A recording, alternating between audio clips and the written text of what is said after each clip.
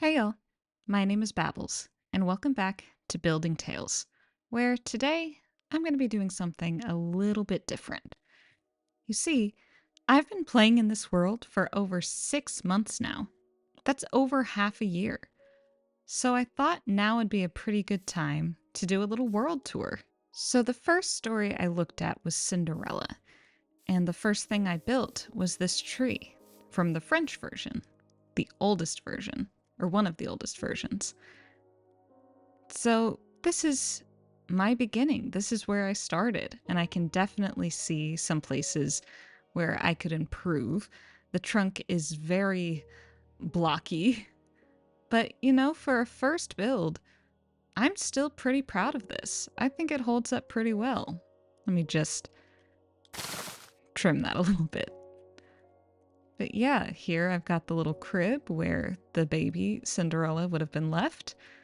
And yeah, I still like this.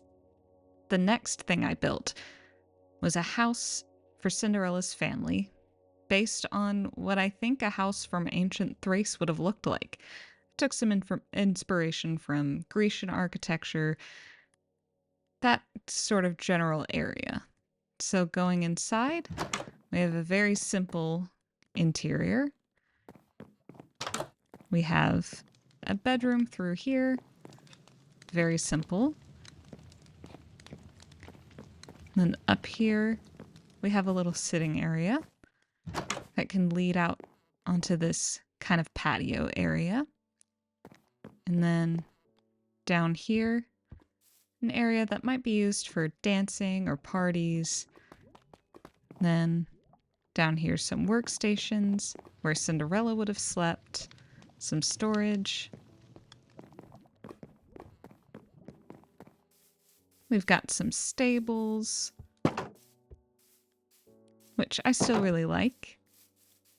And then back here, we've got a little vineyard.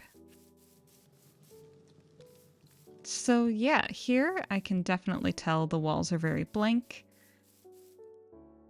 But this was kind of my first time experimenting with putting different shapes together or like combining like rectangles and squares, just really kind of experimenting with that.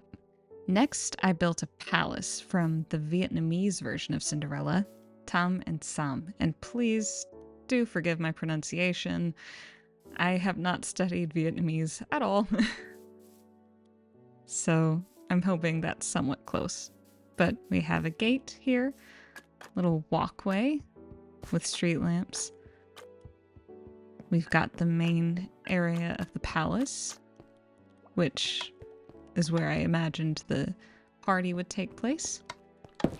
Through here, we have some storage.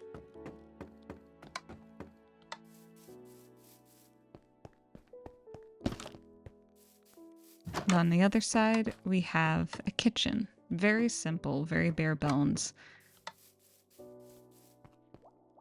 And then, because I wanted to bring in a little bit of the fantastical element, instead of stairs, I've got water elevators leading up to the upper floors. Over here, kind of a garden area.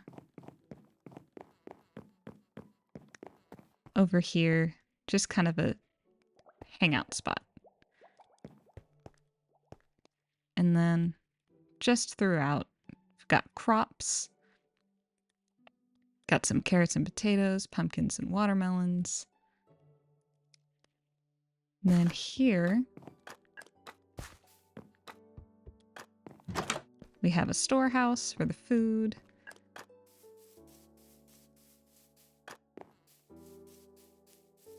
Over here, we've got a little blacksmith area. Some more stables in a different style.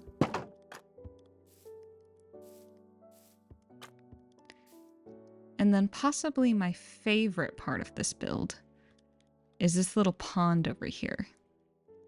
I've got the axolotls, got some benches, have a swing, and then a custom cherry tree. And looking at this, it does feel very simple, but I'm very proud of it. It is intricate in some ways, and this was at the time, the biggest, most complex thing I'd built. And I still really like it. The next story I looked at was the Odyssey, and this was the first thing I built from that. So this is a ship inspired by ancient Grecian ships, where I really had to experiment with how the oars would look.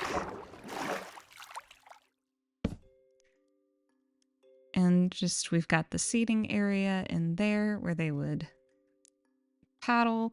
We've got the sails, we've got the decorative eye on the front, and I even experimented with doing different colors of wood to make it look like it was wet. And I'm really proud of the little details. Building on this scale was a little bit tricky, especially making this back part, but I'm really satisfied with how it came out. The next thing I built is probably the thing that I am most proud of because it was my very first time really experimenting with an organic on this scale. This is Charybdis, the whirlpool monster that they had to go through on their journey. I used a lot of glass to kind of mimic what I think the whirlpool would look like.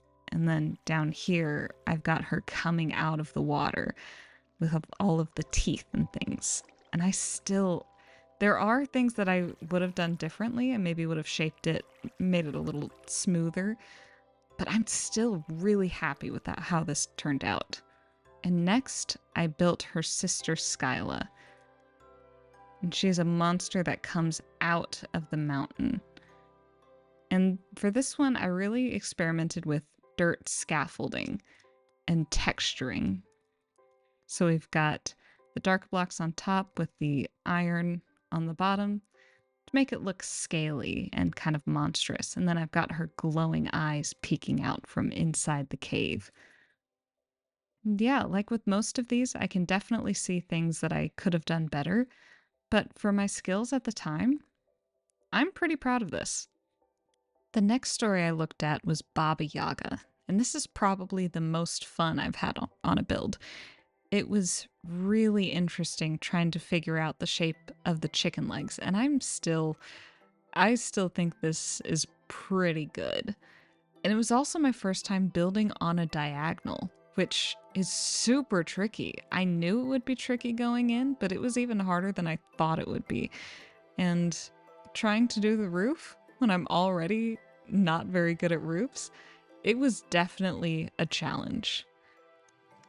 But going in, here's her main living area with her storage and her books, a little kitchen, her giant cauldron with the chimney to let the smoke out, her little sleeping area.